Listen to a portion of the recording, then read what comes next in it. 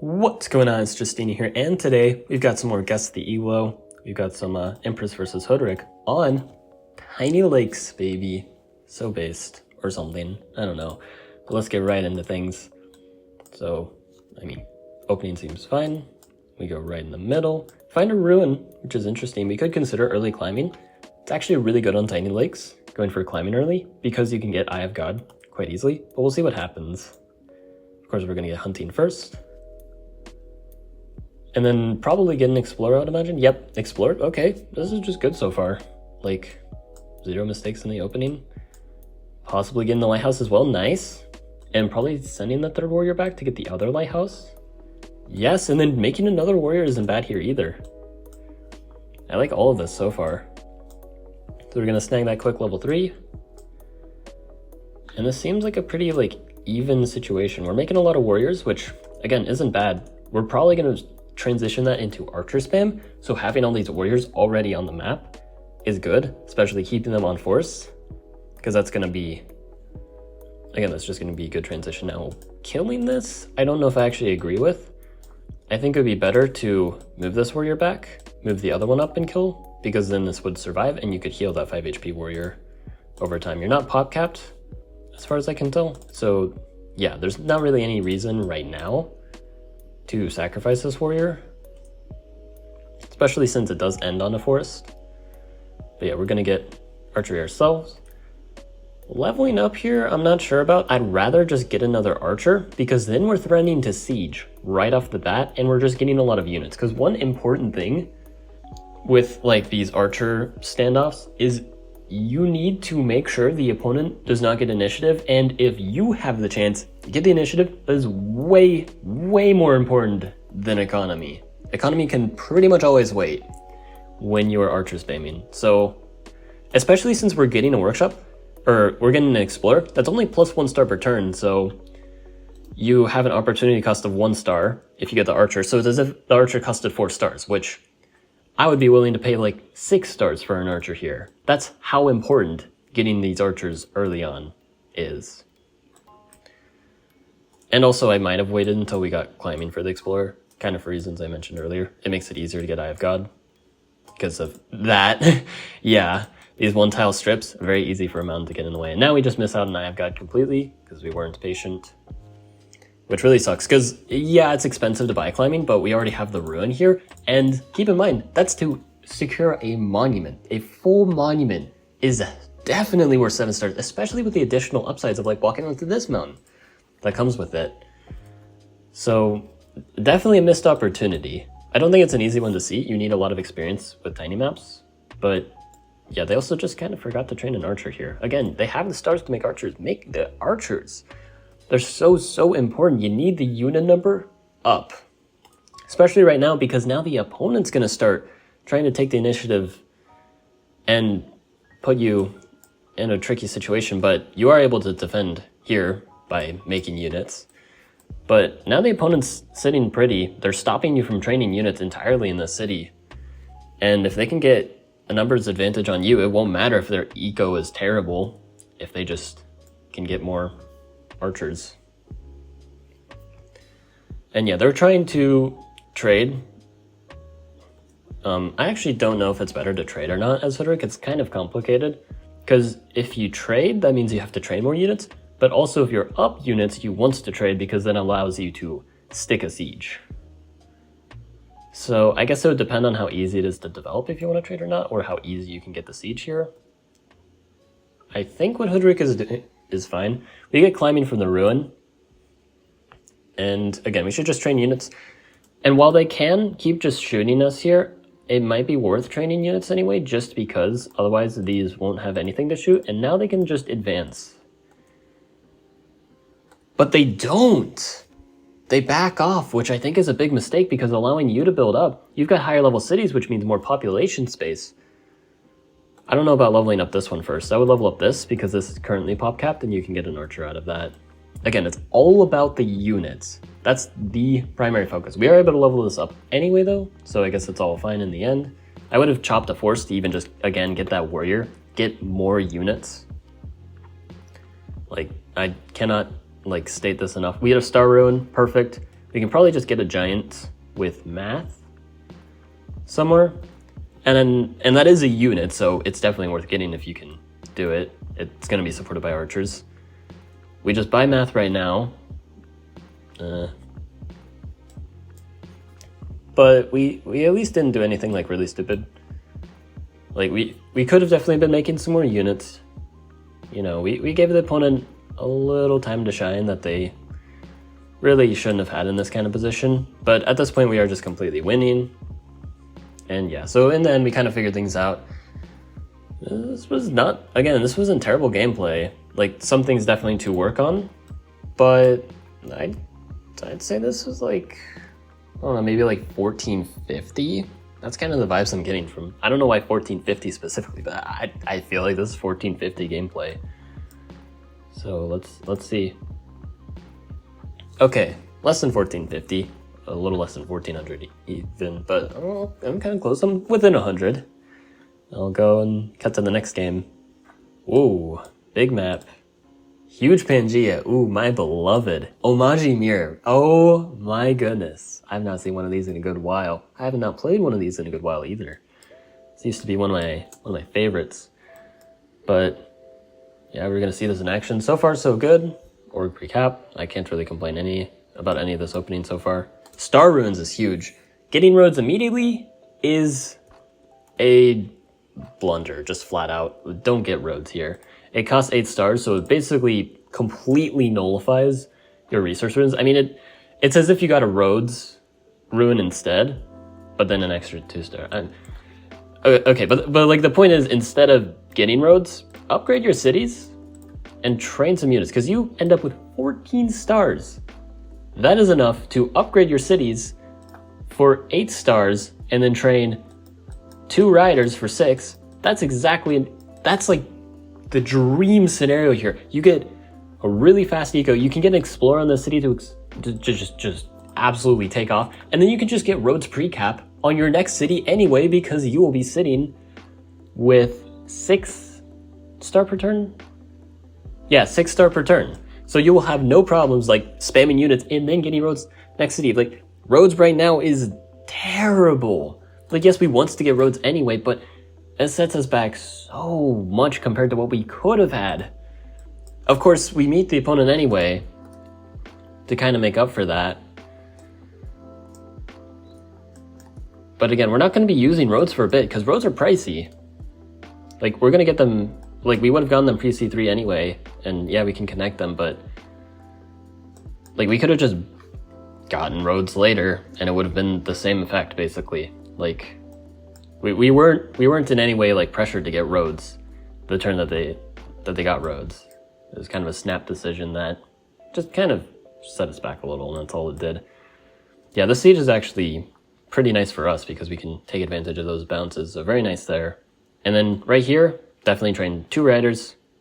Warrior. Here's the thing, yes, they can hit with this rider.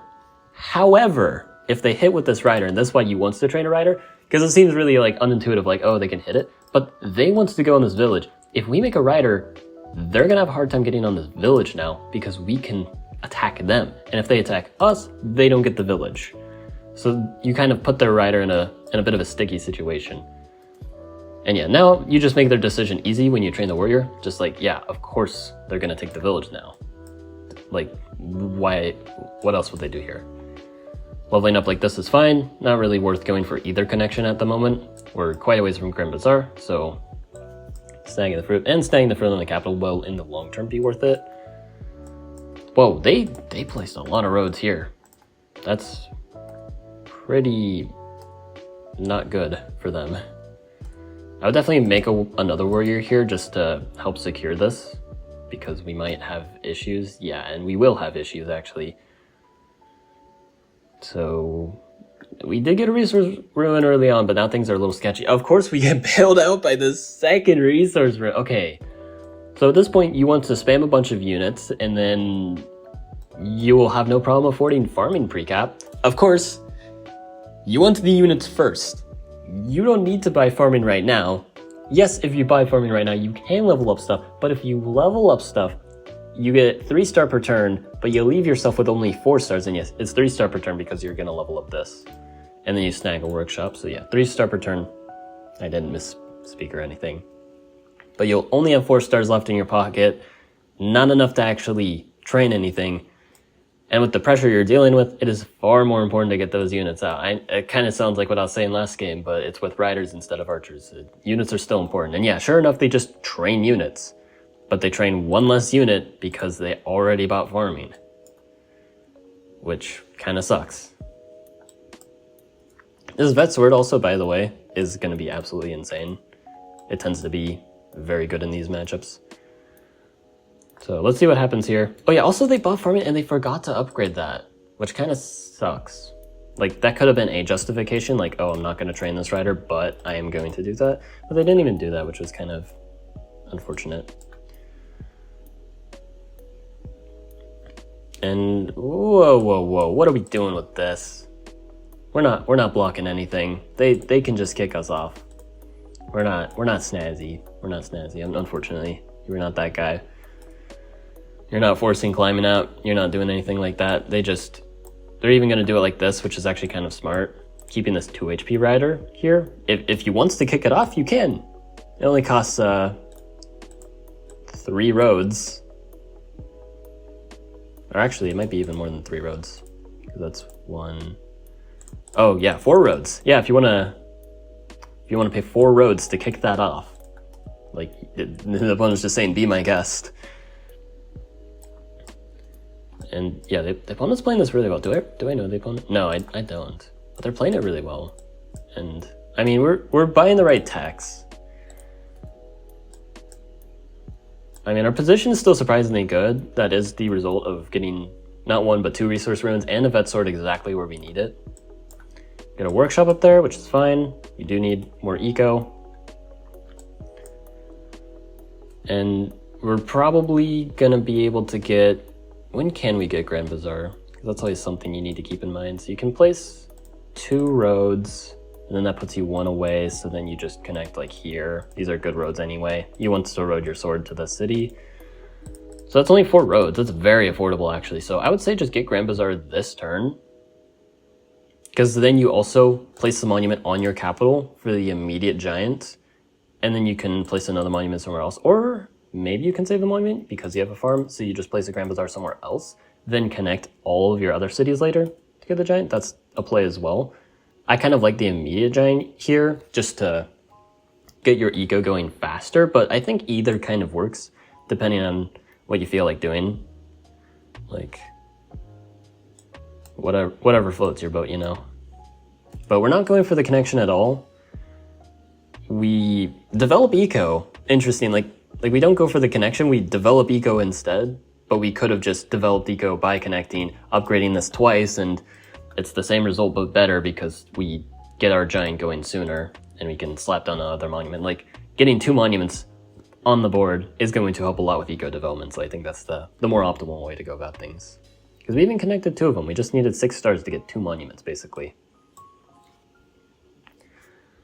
But yeah, it looks like we connect there. I don't agree with this connection. It's the same price as connecting here, the more active connection.